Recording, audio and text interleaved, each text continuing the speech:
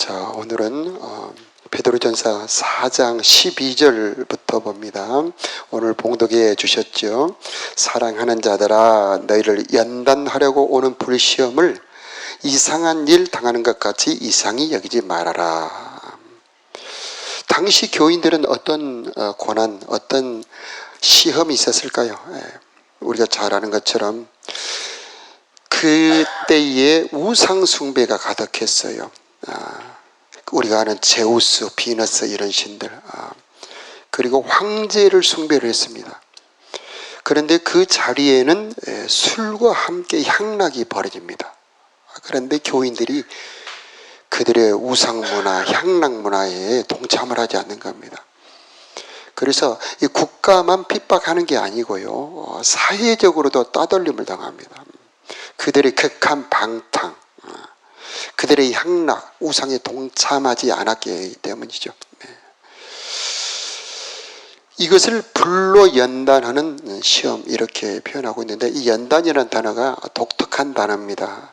우리나라 지금 우리 쓰는 말로는 재련, 저기 포항 가면 포항제철 있죠. 재련이라는 단어로 표현할 수가 있습니다. 원석을 순도 높은 철이나 금 같은 걸로 바꿀 때 쓰는 불, 그걸 말합니다. 여러분 도자기 굽는 거 잘 아시죠? 진흙을 도공이 손으로 돌리면서 빚습니다. 그 모양이 다 만들어지면은 그것을 그냥 말리기만 한 게 아니고, 말린 후에 로죠. 불 가마 속에 집어넣고 1200도, 아주 독특한 온도가 있답니다. 그 온도까지 올린 다음에 적어도 3, 4일을 불을 떼고, 불을 끈 다음에도 일주일 정도 그대로 식혔다가 문을 열고 그 도자기를 꺼냅니다. 그때 쓰는 단어, 너희를 연단하려고 오는 불시험. 그럼 그때만 그런 불시험이 있을까요? 지금은 없을까요? 지금도 있다는 것입니다. 신앙을 지키려고 오는 신앙과 세상과의 어긋남. 주일을 지키려면 여러분 이번에도 3일 연휴죠. 어디 가지 못하고 주일을 지키는 거, 벌써 그것부터가 우리들에게는 시험이 될 수 있고 어려움이 될 수가 있습니다. 요즘 젊은 세대들이 신앙을 핍박을 합니다. 부모 세대들. 이런 것도 어려움이 될 수 있습니다. 자, 우리나라에는 국가가 아직은 강하게 핍박을 하지는 않습니다만은 아직 세계적으로 국가가, 권력이 사회가 핍박하는 곳이 많습니다. 저 이슬람권, 저 중국, 저 북한은 말할 것도 없죠. 그런데 참 신비한 게 있습니다. 그렇게 엄청난 자유를 누리는 유럽은 신앙이 퇴보하고 거의 쇠락해 가는데, 핍박이 많은 저 중국, 엄청난 신앙의 뜨거움이 있습니다. 소멸되어 없어져야 될 것 같은 교회가 크게 부흥을 하고 있습니다. 왜 그럴까요? 오늘 말씀 속에 있습니다. 자, 13절에 보면은 고난에 참여하는 것으로 즐거워하라. 자, 14절에는 영광의 영이라는 단어가 나오죠. 바로 이것 때문입니다. 자, 우리에게 신앙생활을 하는데 나는 교회 다니고 예수를 믿는데 왜 이렇게 어려움이 오지? 그런 경우가 있죠. 자, 이게 비단 밖으로뿐만 아니라 내 마음 속에서도 그런 생각이 들 수가 있습니다. 내 마음 속에, 야, 나도 세상 사람들처럼 저렇게 좀 편하게 살면 안 될까? 나도 저 사람들처럼 즐기며 살면 안 될까? 내가 왜 꼭 이렇게 묶여서 살아야만 하는가? 이런 생각 자체가 우리를 힘들게 할 수 있다는 것입니다. 자, 그럴 때 우리는 어떻게 이 어려움을 이길 수 있을까요? 여기서 우리는 첫 번째, 연단의 가치. 그 시련이 우리를 소멸시키는 것이 아니고 우리를 정금 같은 보배로운 사람으로 만드는 고난이라고 하는 것입니다. 자, 13절에 우리 함께 합독해 볼까요? 오히려 시작.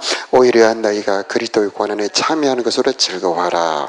이는 그의 영광을 나타내실 때에 너희로 즐거워하고 기뻐하게 하려 함이라. 도리어 즐거워하라. 엄청난 역설이죠. 어떻게 그럴 수가 있습니까? 두 가지입니다. 첫째는 미래에 받을 영광, 두 번째는 현재 부어주시는 은혜, 두 가지 때문입니다. 먼저 13절에는 미래 주실 영광, 14절에는 현재 고난받는 그 현장, 그 현재에 부어주시는 은혜, 두 가지로 설명을 하고 있습니다. 13절에는 먼저 장차 그 고난을 통해서 이루실 하나님의 영광을 설명을 하고 있는데, 고린도후서 4장 17절에 보면 우리가 잠시 받는 환난에 작은 것, 가벼운 것, 경한 것이 지극히 크고 영원한 영광에 중한 것을 우리에게 이루게 합니다. 이렇게 말씀을 하고 있고요. 로마서 8장 17절에 보면 자녀이면 또한 상속자. 여러분, 이 고난이 아무에게나 고난은 주시는 고난이 아니고 자녀, 상속자들에게 주시는 고난이라고 하는 겁니다. 상속자, 자녀로서 상속자임을 확인하는 과정이라고 하는 겁니다. 그래서 자녀이면 상속자, 곧 하나님의 상속자요 그리스도와 함께한 상속자니 우리가 그와 함께 영광을 받기 위하여 고난도 함께 받아야 될 것이니라, 이렇게 말씀을 하고 있습니다. 그러면서 생각하건대 현재의 고난은 장차 받을 영광과 비교할 수 없다, 이렇게 말씀을 하고 있습니다. 자, 그래서 오늘 13절에 그리스도의 고난에 참여한 것으로 즐거워라, 이는 그의 영광을 나타내실 때, 이게 바로 우리 주님 재림하실 때입니다. 여러분 학교 다녀보셨죠? 그냥 수업하며 공부를 가르칠 때가 있고, 어느 날 기말고사, 중간고사 시험 볼 때가 있고, 시험 본 뒤에 한 일주일 후에 선생님이 주시는 그 매와 상을 들고 오는 그런 날이 있습니다. 자, 그때가 다가오죠. 우리 성도들에게도 그런 때가 다가온다는 겁니다. 자, 그런데 현재 지금 받는 이 고난이 장차 영원한 영광을 이루는 고난이다라고 하는 겁니다. 그래서 우리가 예수 이름 때문에, 믿음 때문에 받는 그 고난의 순간은 온 하늘과 온 우주와 온 하나님, 천사와 하나님까지 주목해 보고 있는 순간입니다. 사탄도 주목을 해요. 우리가 시험을 당할 때. 천사도 주목하고 있고요. 욥의 입에서 무슨 말이 나오는가? 아브라함의 입에서 무슨 말이 나오는가? 하나님이 귀 기울여 주목해 듣고 계십니다. 살아도 주를 위해, 죽어도 주를 위해. 이런 고백이 나올 때 하나님은 감동합니다. 주신 분도 하나님이시고 가져가신 분도 하나님이십니다. 이 고백이 욥의 입에서 터져나올 때 그의 환경은 변하지 않았지만 하나님은 감동하고 계시는 것입니다. 우리들의 삶에 있어서 시험 당할 그때에 우리들의 믿음으로 그 시험을 이길 때 우리 하나님이 그 어떤 예물보다, 그 어떤 헌금보다, 그 어떤 것보다도 하나님이 기뻐 받으시고 계신다는 것입니다. 바로 이것이 우리가 믿음을 지켜야 될 이유가 되는 겁니다.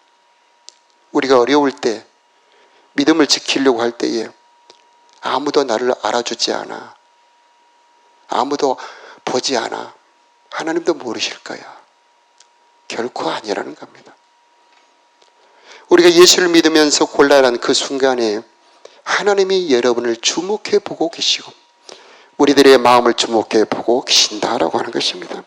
나 혼자만 억울하게 당하는 것 같지만 결코 그렇지 않다라고 하는 것입니다.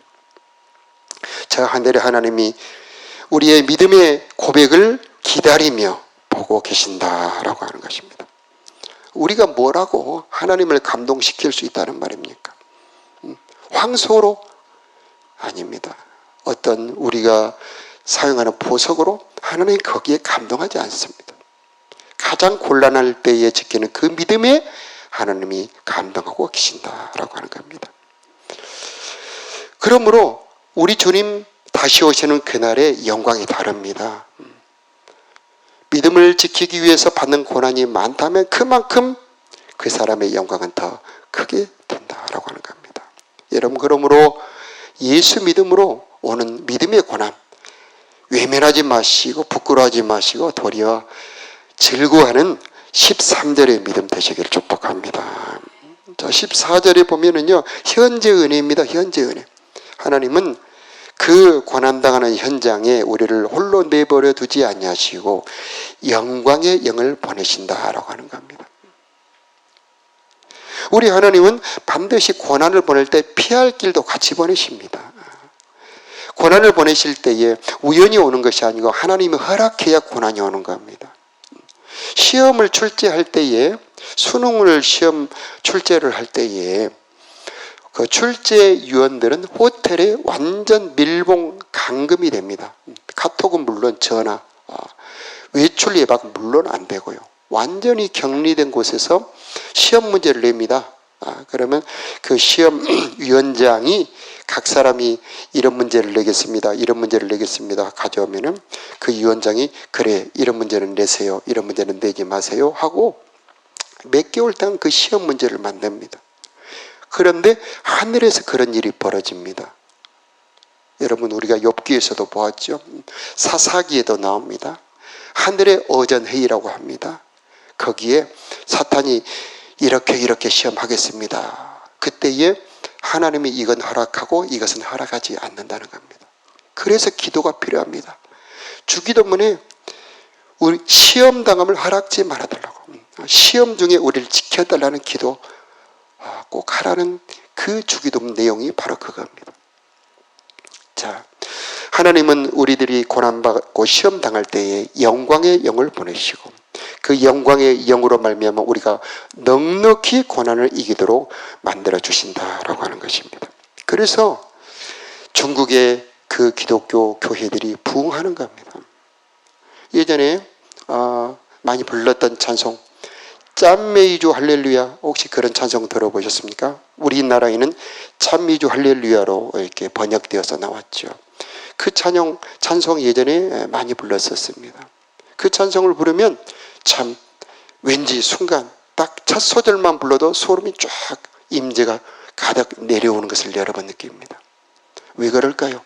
그 찬양을 부를 때에 고난을 넉넉히 이길 수 있는 영광의 영이 그 사람, 그 회중에 임하기 때문이죠. 우리 하나님 고난의 현장에, 여러분 믿음의 고난을 당하는 현장에 영광의 영을 보내신다라고 하는 것입니다. 그래서 오늘 기도의 제목, 하나님 내 인생에 당하는 이 믿음의 고난을 잘 견디고 넉넉히 이기도록 영광의 영으로 충만하게 하여 주시옵소서. 자, 이렇게 기도하면 좋겠습니다. 사도행전 4장에 보면은요, 예루살렘에 핍박이 내려와요. 그때에 교회의 지도자들, 베드로를 중심으로 전부 모여 기도하게 합니다. 그들이 기도합니다. 주여, 이제 그들의 위협함을 하감하여 주옵시고 종들로 하여금 담대히 하나님의 말씀을 전하게 하여 주옵시고 손을 내밀어 병을 낫게 하여 주옵시고 표적과 기사가 거룩한 종 예수의 이름으로 이루어지게 하여 주옵소서. 이렇게 빌기를 다함에 모인 곳이 진동하더니 무리가 다 성령의 충만함을 받아 담대히 하나님의 말씀을 전하니라. 이렇게 말씀합니다. 여러분, 핍박당할 때, 어려움을 당할 때, 예수를 믿으며 어려움이 올 때 기도의 자리로 나가라는 것입니다. 그때에 고난과 함께 보내시는 은혜, 고난과 함께 보내시는 피할 길을 발견하고 넉넉히 이길 수 있게 되는 것입니다. 자, 우리 17, 18절 우리 함께 합독합니다. 시작. 하나님의 집에서 심판을 시작할 때가 되었나니 만일 우리에게 먼저 하면 하나님의 복음을 순종하지 아니하는 자들의 그 마지막은 어떠하며 또 의인이 겨우 구원을 받으면 경건하지 아니한 자와 죄인은 어디 서리요. 예. 여러분, 이 말씀은 그전에 우리가 알던 말씀과 너무 다른 말씀이라 좀 당황스러운 말씀이에요. 의인이 겨우 구원을 받는다. 하나님의 집에서 심판이 시작되었다. 이게 무슨 말씀입니까? 자, 이 말씀을 우리가 어떻게 받아야 될지. 여러분, 이 심판이라는 단어는 우리가 12절에 보았던 연단이라고 하는 단어와 거의 같은 말씀입니다. 이 연단이라고 하는 의미와 같은 이 심판을 누가 받았느냐? 아브라함이 받았습니다.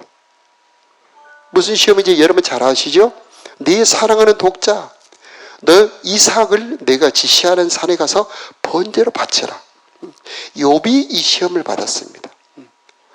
예수님이 이 시험을 받았어요. 여러분 고시 아시죠? 의사 고시. 의대 합격한다고 끝이 아닙니다. 의대 합격 고난의 시작이에요. 남들은 4년이 끝나는 대학, 그들은 6년 하죠. 그럼 의대 졸업이면 끝납니까? 그렇지 않습니다. 인턴, 레지던트, 그리고 난 다음에 의사 고시가 있습니다. 정말 엄청난 공부를 거의 10년 해야 의사 자격증을 받습니다. 그런데 그 마지막이 의사 고시입니다. 여러분 사법 고시도 마찬가지죠. 요즘은 많이 달라졌습니다만 예전에 법대 합격하면 야 대단하다 그랬는데 그때부터 고생 시작입니다. 지금은 많이 달라졌습니다만 사법 고시, 그 고시하는 분들 보면은 뭐 머리 깎고 산으로 들어가는 분들, 애인들을 다 정리하고 저기 독서실로 들어가는 분들, 그들의 고생은 말로 할 수가 없죠. 그런데 왜 그 고생을 합니까? 영광을 위해서죠. 어느 한순간을 위해서. 그 마지막이 시험입니다.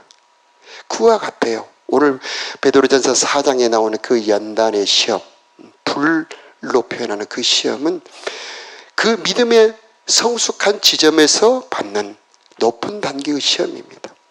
이 시험을 합격하고 난 후에는 무엇이 기다리고 있느냐? 하나님의 높여주심과 하나님의 쓰심이 기다리고 있는 겁니다. 그래서 요셉도 그 과정을 통과하고 총리로 만민을 살리는 자로 사형을 받고, 다윗도 13년 억울한 그 고난을 당하고 난 후에 하나님의 영광의 사람으로 쓰임을 받고, 예수님도 마찬가지입니다. 여러분 베드로 전서 3장에 보면은요, 우리 예수님께서 하늘에 오르심에 하늘의 천군과 천사가 권세가 그에게 복종하느니라 이렇게 말씀을 하십니다. 자, 베드로전서 3장 22절이죠. 한번 펴보시겠습니까? 베드로전서 3장 22절. 그는 하늘에 오르사 하나님 우편에 계시니, 함께 읽어볼까요? 시작. 그는 하늘에 오르사 하나님 우편에 계시니 천사들과 권세들과 능력들이 그에게 복종하느니라. 아멘. 자, 하늘의 모든 천군 천사, 계시록 5장에 보면은 그뿐만이 아닙니다. 모든 피조물, 하늘에 있는 천군 천사뿐만 아니라 땅에 있는 모든 피조물, 그리고 모든 저 음부의 권세까지도 예수님의 이름에 복종하는 이유가 뭡니까? 바로 우리 예수님은 그 불같은 시험을 통과하고 이긴 분이었기 때문입니다. 우리도 마찬가지입니다. 우리 인생에 오는 시험, 그것은 우연히 오는 것이 결코 아닙니다. 각 개인도 마찬가지고 교회도 마찬가지고 우연히 오는 것이 아닙니다. 그때에 기도해야 되는 겁니다. 그때 주시는 은혜를 가지고 그 시험을 하나님의 뜻대로 이기고 돌파해야 되는 것입니다. 그때 주실 은혜가 있는 것입니다. 그때 주시는 영광이 있는 겁니다.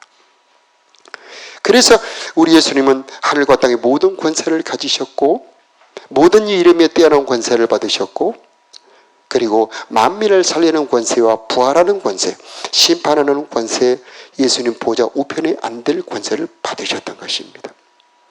자, 여러분, 그래서 13절에 우리가 고난에 참여하는 것으로 즐거워하라는 말씀, 여러분 기억하시길 바라고, 하나님이 이제 내 믿음이 성장하고 성숙되었음을 인정하시는구나 하며 고난을 즐거워해야 한다는 것입니다.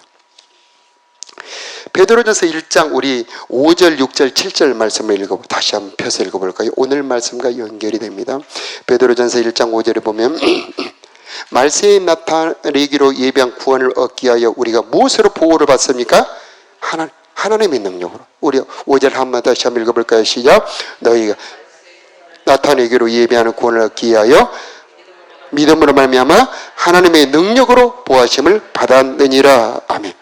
우리가 불같은 연단의 시험이 온다 할지라도 걱정하지 않을 이유, 시험을 두려워하지 않을 이유는 우리가 하나님의 능력으로 보호받기 때문인 것입니다.